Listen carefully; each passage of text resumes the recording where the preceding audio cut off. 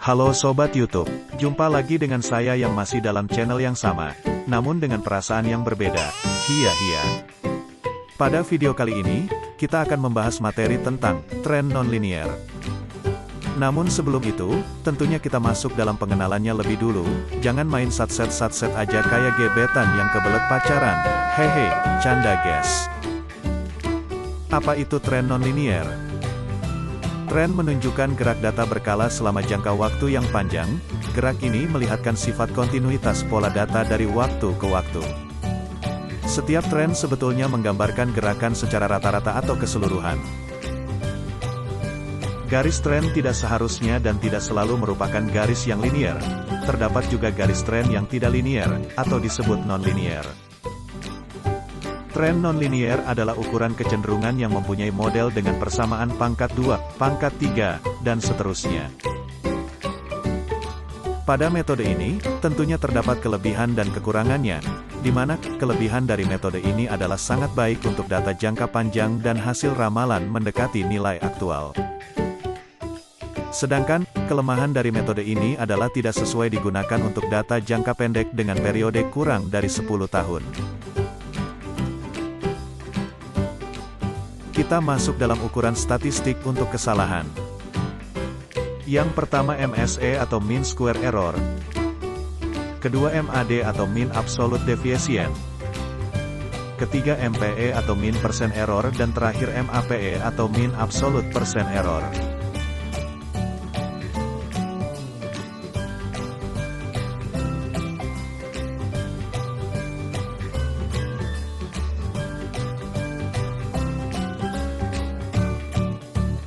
Tren kuadratik.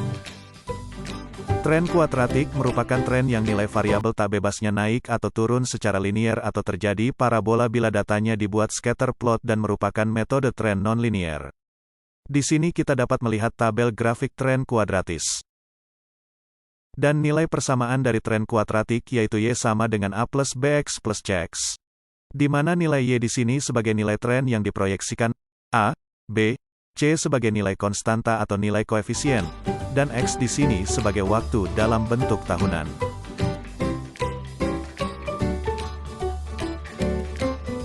Untuk melakukan suatu peramalan dengan metode kuadratik ini, kita harus mencari nilai A, B dan C-nya terlebih dahulu dengan menggunakan rumus di bawah ini. Di sini dapat sobat lihat rumus 3 persamaan normal. Dari rumus di sebelah kiri ini dapat disederhanakan juga menjadi rumus yang sederhana seperti rumus di sebelah kanan ini.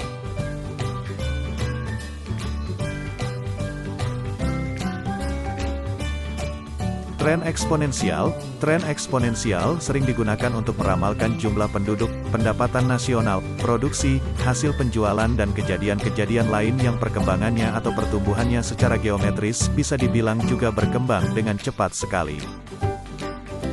Bentuk rumus tren eksponensial adalah sebagai berikut. Di mana Y sama dengan A kali BT. Di mana Y sebagai nilai tren yang ditaksir atau nilai ramalan dan T di sini sebagai waktu atau periode, dan A, B di sini sebagai nilai konstanta.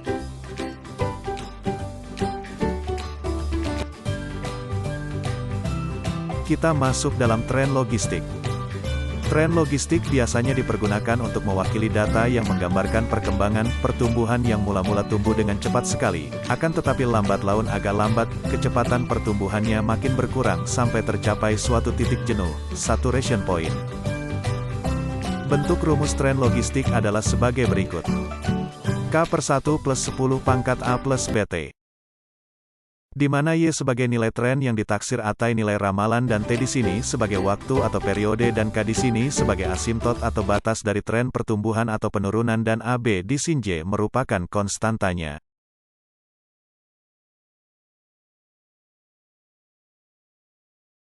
Kita masuk dalam tren Gompers atau tren pertumbuhan. Tren Gompers, pertumbuhan yang menaik akhirnya akan mendekati suatu titik maksimal sebagai batas. Dengan kata lain, tren Gompers dapat berlangsung secara kontinu tetapi dengan rasio pertambahan yang makin lama makin menurun. Rasio tersebut tidak perlu menurun dalam jumlah yang konstan atau persentasi yang konstan.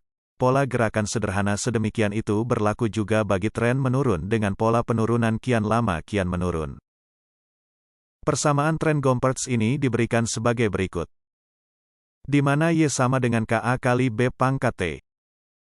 Di mana Y sebagai nilai tren yang ditaksir atau nilai ramalan dan T di sini sebagai waktu atau periode, dan A, B di sini sebagai nilai konstanta.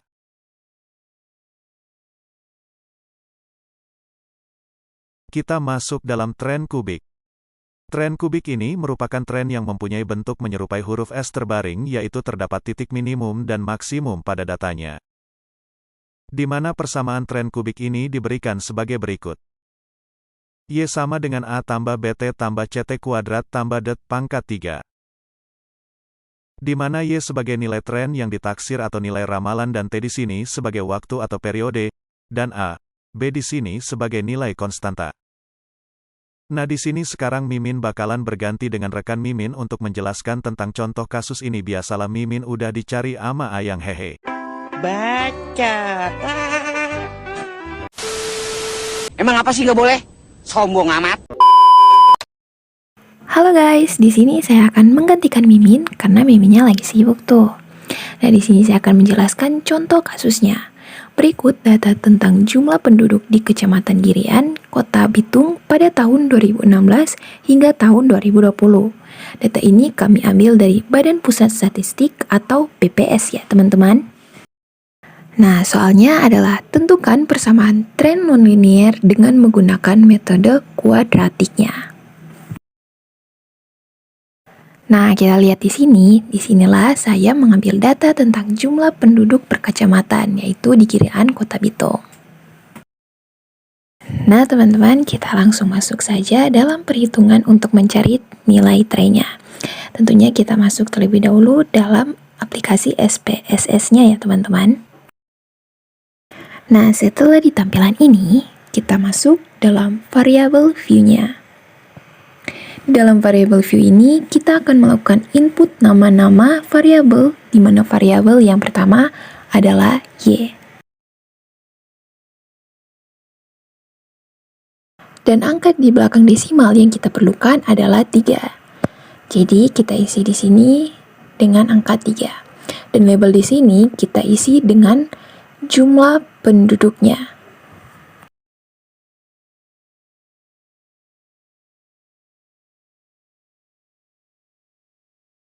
Dan di baris kedua ini kita taruh dengan X. Dan angka di belakang desimal ini kita taruh dengan angka 0. Dan label di sini kita taruh dengan tahunnya. Setelah kita mengisi data-data di variable view ini, kemudian kita masuk di dalam data view-nya. Di dalam data view ini, kita akan menginput datanya, di mana untuk tahun pertama penduduknya yaitu 30.900, dan untuk tahun kedua 31.224,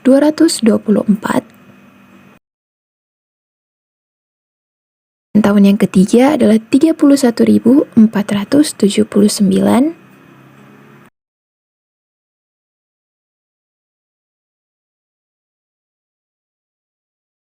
dan tahun keempat adalah 36.787.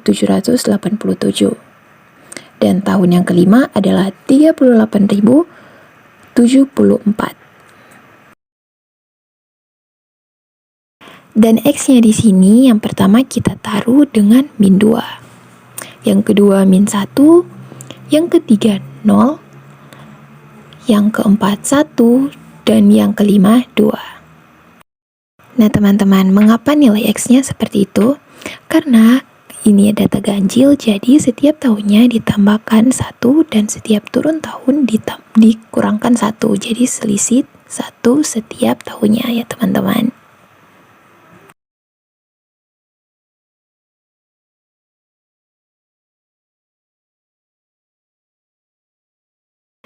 Nah, setelah kita telah mengisi data dari data view ini, kita masuk dalam Analyze dan Regression, dan kita masuk dalam Curve Estimation.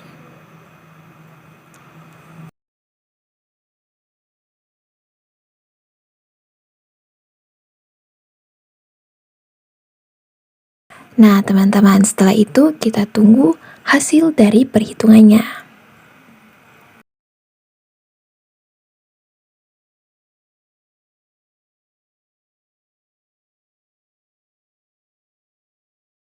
Nah, setelah keluar hasilnya, di sini kita dapat melihat tren liniernya dan MSI-nya.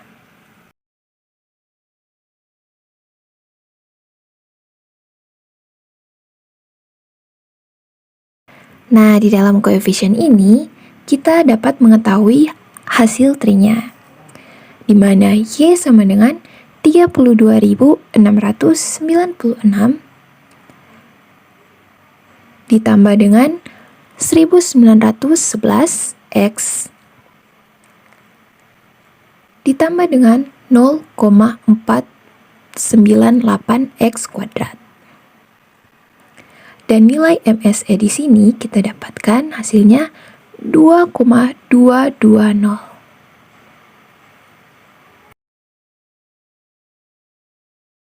Nah, karena kita sudah mendapatkan tren kuadratiknya, yaitu Y sama dengan 32.696 ditambah 1911 X ditambah 0,498 X.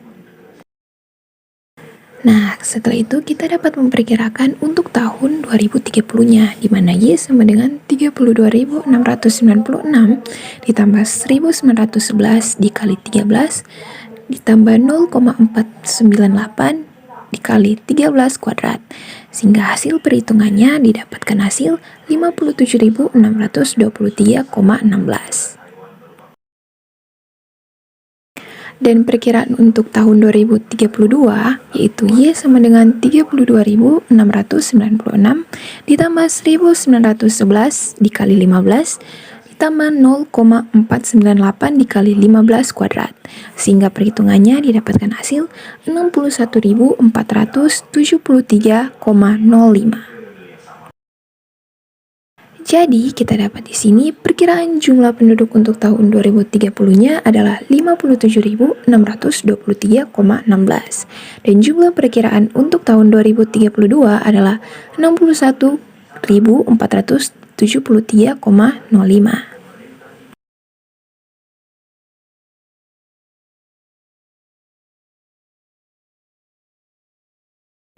Nah, mengapa kita masih menggunakan SPSS? Yang pertama, karena SPSS mampu mengakses data dari berbagai macam format yang tersedia seperti DBase, Lotus, Access, text file, spreadsheet, sehingga data yang ada dalam berbagai macam format SPSS dapat langsung dibaca untuk dianalisis. Dan yang kedua, SPSS memberi tampilan data yang lebih informatif, yaitu menampilkan data sesuai nilainya atau menampilkan label dalam berkata-kata, meskipun sebenarnya kita sedang bekerja menggunakan angka-angka. Dan yang ketiga, SPS memberikan informasi lebih akurat dengan memberlakukan data yang hilang secara tepat, yaitu dengan memberi kode alasan mengapa terjadi data yang hilang.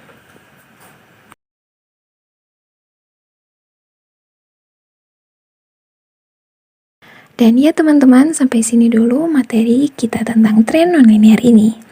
Mohon maaf jika ada kesalahan dalam bertutur kata, diucapkan terima kasih, dan jangan lupa like, komen, dan share video ini ya teman-teman.